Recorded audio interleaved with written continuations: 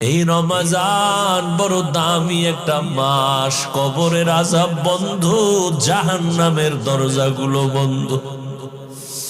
ওই কবরে কোনো আযাব নাই, রূহগুলো অপেক্ষায় আছে। সন্তান, আজকে তুই কোন ঘরে ঘুমাইতেছ? ওই ঘরের মালিক তো একদিন আমরা ছিলাম।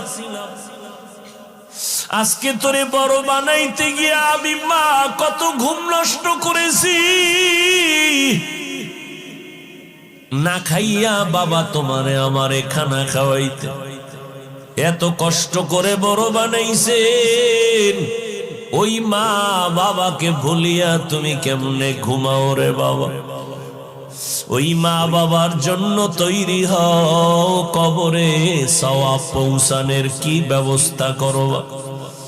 রমজান আসছে, এই রমজান এত বরকতের মাস, তাকওয়া অর্জনের মাস। ও বান্দা, তুমি একটা নফল আমল 11 মাসে করবা, রমজানে করবা, তুমি এত দাম পাবা। একটা নফল অন্য মাসে করো, রমজানে করবা, ফরজের সমান সওয়াব হয়ে যাবে। অন্য মাসে একটা ফরজ আমল করবা, রমজানে করলে